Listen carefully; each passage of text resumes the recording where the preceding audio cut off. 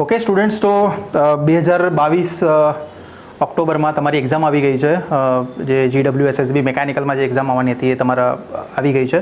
અને આપણે વેઇટ નથી કરવાની કે એ સિલેબસ આવશે અને પછી આપણે એક્ઝામની તૈયારી ચાલુ કરીશું. ના, ગયા વખતનો જે સિલેબસ છે એટલે જ હું તમને બતાવી દીધું છે કે આ જે એક્ઝામ છે જે 2021-22ની જે આના પહેલાં એક એક્ઝામ થઈ ગઈ છે એનો સિલેબસ હું તમને બતાવું છું. આના કરતાં સિલેબસ બહુ ચેન્જ થવાના કોઈ પોસિબિલિટી છે જ નહીં. આ જ સિલેબસ હશે. એટલે વેઇટ ના કરશો કે સિલેબસ આવશે ને અમે તૈયારી ચાલુ કરીશું. તૈયારી તમારી ચાલુ જ કરી દો. ઓકે, તો આપણે જોઈએ હવે સિલેબસમાં શું છે. ઓકે, જે રીતે આપણે એડવર્ટિઝમેન્ટમાં જોયું હતું 25 નંબરની અને 27 નંબરની એડવર્ટિઝમેન્ટ હતી.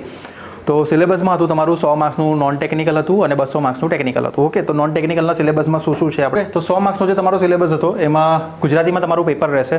અને ગુજરાતીના પેપરમાં શું રહેવાનું છે તો તમારું અહીંયા છે જે ભારતની ભૂગોળ. ઓકે, ભારતની ભૂગોળ એટલે આખી જ ભૂગોળ તમારે કરવાનું છે કે કઈ નદી ક્યાંથી નીકળે છે, એની ઉપનદીઓ કઈ છે, તમારો ભૂગોળના જેટલા પણ તમે. અને મેઇન ફોકસ કરજો કે ગુજરાત પર તમારે વધારે ફોકસ કરવું જોઈએ. ગુજરાતની નદીઓ, કઈ નદી ક્યાં મળી જાય છે એ બધી જ નદીઓ તમારે જોવી પડશે. તો ગુજરાતની ભૂગોળ છે, ભારતનો સાંસ્કૃતિક વારસો છે જો અહીંયા ભારતનો અને ગુજરાતના ખાસ સંદર્ભ સાથે. ઓકે, તો સાંસ્કૃતિક વારસામાં હું સજેસ્ટ કરીશ તમને કે વધારે કરીને ફોકસ કરજો ગુજરાતના સાંસ્કૃતિક વારસા પર. કેમ કે ગુજરાતના સાંસ્કૃતિક વારસા પર મેક્સિમમ ક્વેશ્ચન્સ આ લોકો પૂછે છે. ઓકે, પછી છે ભારતનો ઇતિહાસ અને ગુજરાતના ખાસ સંદર્ભ સાથે. ઓકે, તો અહીંયા તમારા GPSCના સિલેબસમાં ગુજરાત તો તમને ઓલવેઝ દેખાશે ને દેખાશે જ. ઓકે, તો ગુજરાત પર થોડું વધારે ફોકસ કરજો કે ગુજરાતના કયા રાજવીઓ હતા, એમણે શું કામ કર્યું, એમણે શું બંધાવ્યું હતું, રાણીઓએ કંઈ ખાસ કામ કર્યા હોય તો મિનળ દેવી વગેરે છે એના પર ફોકસ કરજો એટલા પોઈન્ટ્સ પર. બરાબર. ચોથું છે તમારે ભારતની અર્થવ્યવસ્થા અને આયોજન. ઓકે, ભારતની અર્થવ્યવસ્થા અને આયોજન પર હું સજેશન આપીશ તમને કે ભારતની અર્થવ્યવસ્થા અને આયોજન માટે તમે કરંટ અફેર્સ પર વધારે ફોકસ કરજો.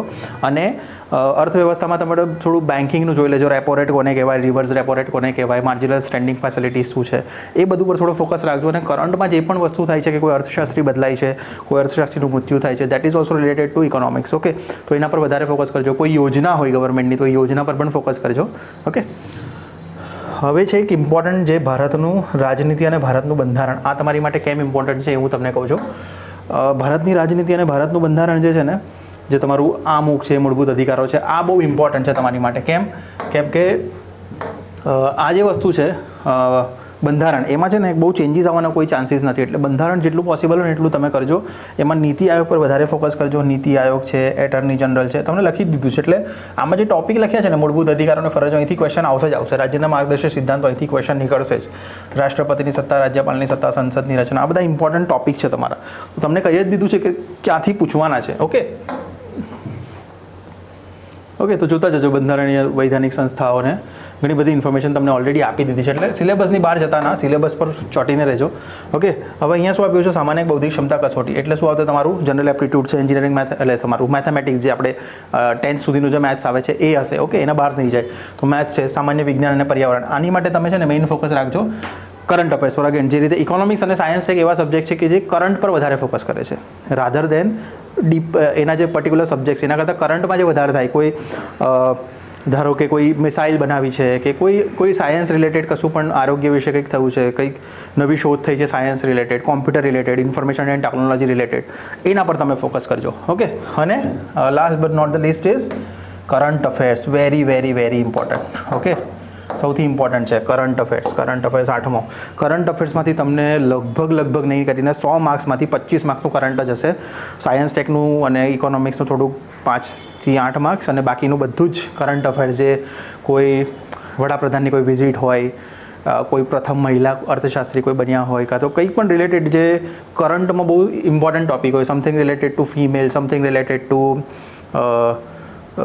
કોઈ નવી શોધ થઈ હોય, કોઈ GI ટેગ હોય, જિયોગ્રાફિકલ ઇન્ડિકેશન, તો એના પર તમારે વધારે ફોકસ કરવાનું છે કરંટ અફેર્સમાં. ઓકે, તો આટલો તમારો હતો સિલેબસ, જે નોન ટેકનો સિલેબસ હતો. 100 માર્ક્સનો અહીંયા વેટેજ છે એટલે ફોકસ કરજો આમાં. 40 માર્ક્સથી 50 માર્ક્સની આજુબાજુ જો તમે લઈ આવો ને તો તમે ઘણા બધા કોમ્પિટિટરને પાછળ છોડી શકો છો તમારા. ઓકે, તો ઇમ્પોર્ટન્ટ છે 100 માર્ક્સ, બહુ ઇમ્પોર્ટન્ટ છે. 100માંથી 50-40 માર્ક્સની તૈયારી રાખજો.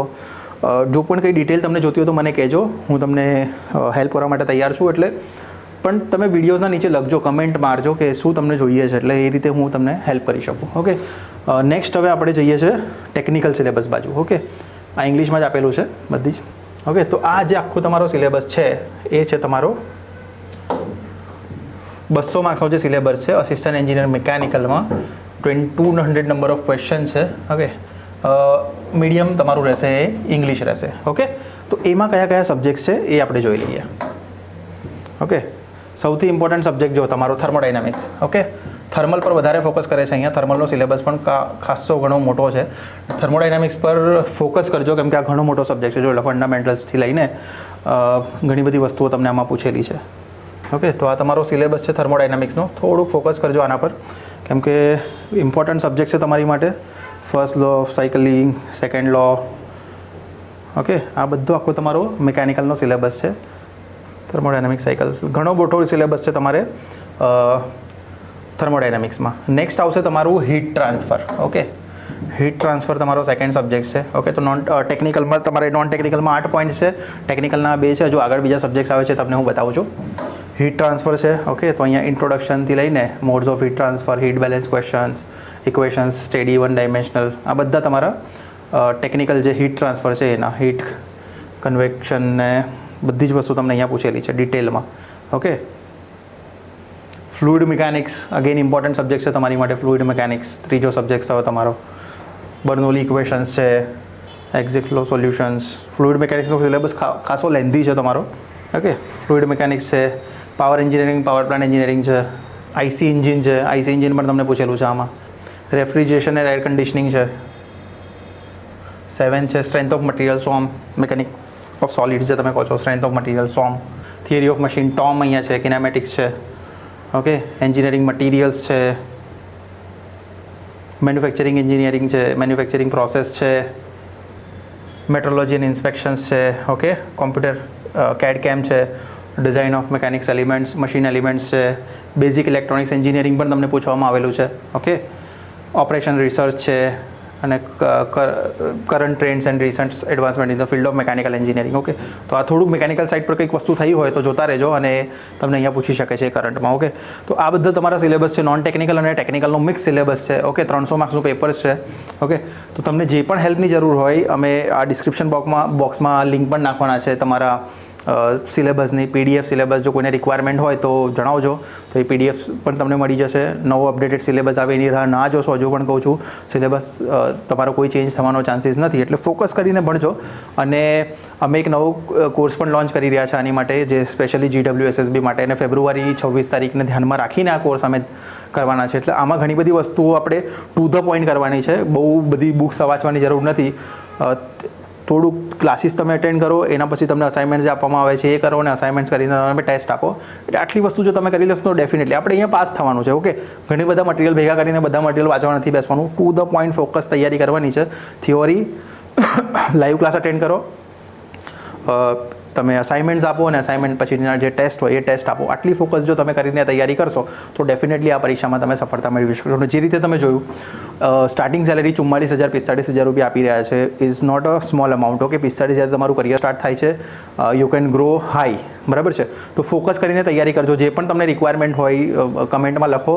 અમારો મોબાઈલ નંબર પણ અમે આપેલો છે ત્યાં, એના પર તમે કોન્ટેક્ટ કરી શકો છો અમને. અને જે પણ તમારે બેચમાં જોઈન થવું હોય તો જલ્દી બેચ ચાલુ કરજો, કેમ કે બેચ ઓલરેડી ચાલુ થવાની તૈયારી છે. ઓકે, તો લેટ ના થતાં પ્રિપેરેશન તમારી ચાલુ કરી દો અને પ્લીઝ ફોર્મ ભરી દેજો. લોકોને શેર કરો, તમારા ફ્રેન્ડ સાથે શેર કરો અને ચેનલને લાઇક કરવાનું ભૂલતા નહીં. Okay, thank you very much.